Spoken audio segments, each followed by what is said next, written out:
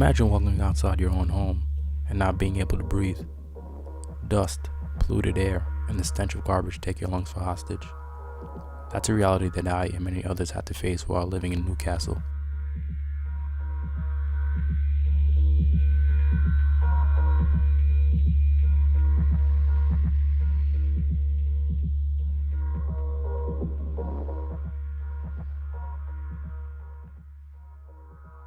This is where I used to live, 806 Anna Avenue.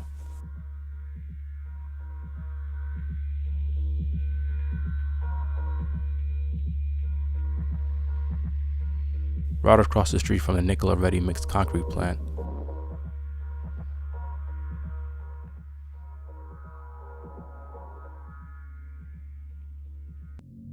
This is where local businesses and contractors get their cinder blocks, cement, and other masonry products.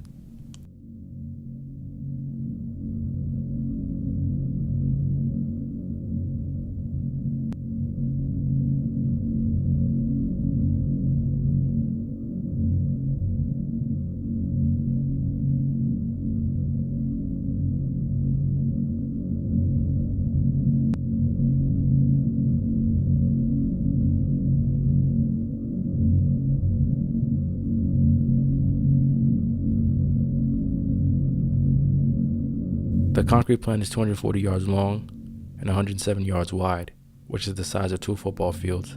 Half of the area is used to dig and graze for rocks, while the other half is where the actual plant creates concrete through the process of mixing water, pulverized rocks, and pressurized air, which all happens in several large silos like this one. This is the major cause of toxic dust emissions in the area, especially when dry mixed cement is being loaded into trucks.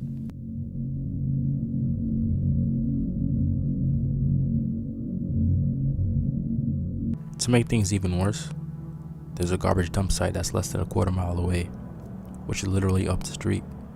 The stench of garbage would loom over the town, especially during the summer days when the heat and the humidity amplifies the odor.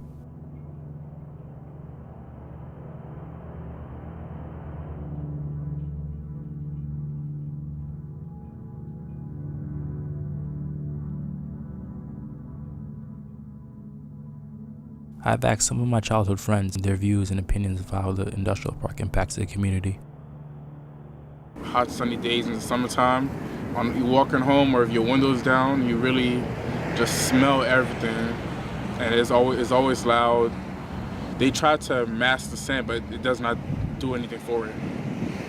My main concerns about the industrial park will probably be filth and also air pollution. As a kid, the industrial park meant we couldn't go past the end of the block right here. Whenever we would go out and play as kids, it was either run around on the streets or go to whoever's parent was the cool parent that day and chill out at their house. As an adult, it's just more traffic, all this heavy machinery blocking up the road now. The fact that it seems as nothing's getting done, I'm not exactly sure what they do over there or what they're building or what the purpose is, but I haven't seen anything done in the 20 years that I've known that place to be over there.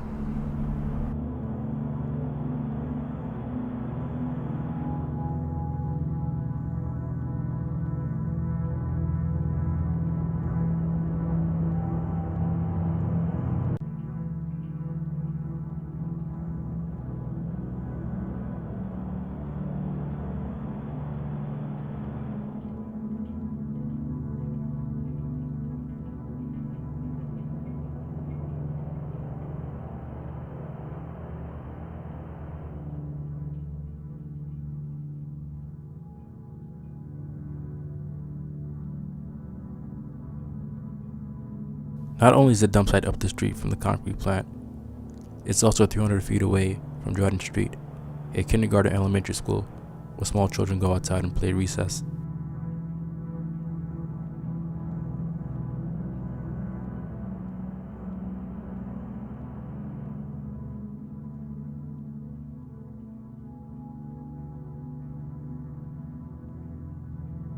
The kids are outside playing while construction is going on, or whatever exactly that they're doing.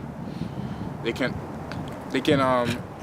intake the bad smells, they intake the chemicals. They can get sick and nauseous. It's not really a great environment for kids to be around. It can cause a lot of cause a lot of diseases, and the pollution can run into our water system.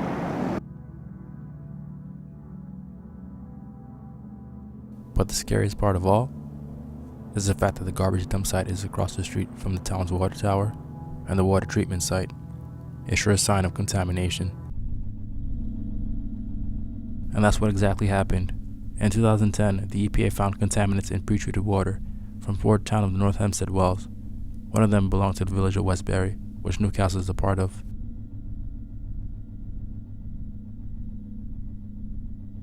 The primary contaminants are VOCs, which are found in industrial products, paints, solvents, disinfectants, and so much more. My aunt, she's been back and forth to the hospital a couple of times now, just plethora of health problems. My uncle as well. The EPA ruled that years of industrial and commercial activity contributed to the groundwater contamination. Racism seems to be a factor in this, as the industrial park is situated within the Black and Hispanic community, but there's no signs of industrial activity in affluent white neighborhoods. I wouldn't be surprised. It's in a community that's mostly Black and Latinos, who are the most oppressed minorities in this country, argue it if you will. But I live in Uniondale for about 6-7 years now, one of the wealthiest Black communities in America, and I haven't seen anything like that over there. So it could be determined from the wealth gap, could be coincidental. I don't think it's coincidental though. There probably might be due to a fact of racism, because over in this part is mainly middle or lower class, and not a lot of people have that much of an income, or they believe that we don't have that much of a voice. Although Woolnick and Cleve had similar views and opinions, my friend Everton had a different perspective, which was interesting. I feel that it's kind of economically efficient to have, because my family buys certain products from the industrial park, and it's very efficient to have, like, a source where you could buy something for a very cheaper price than what is offered in the market. And one of the downsides of the industrial park is because the fumes that's emitting from the park is kind of dangerous, even though there's no regulation on them. I don't think it's a form of racism. I just think that they place the industrial park where it is economically efficient for Westbury. To play devil advocate, I'm not saying that I would probably place the industrial park there, but if I was rich and I need to make more money, I would place the industrial park wherever it's efficient for me and my wallet. After years of promises to petition and remove the industrial park from Newcastle, nothing seems to get done as the community becomes more and more polluted. We never know what exactly will change, but it won't change unless we actually do something about it. Vote, get these people out of here. We have a lot of ways to execute our power, but everybody thinks that we're silent. You have a voice, you just gotta know how to use it.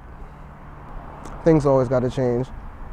Being pessimistic, saying it won't, that's a victim mentality. We can't live like that. If change were to happen, people need to get involved and fast. The longer action is taken, the more sick this community becomes. It's time to get rid of the disease instead of fighting the symptoms.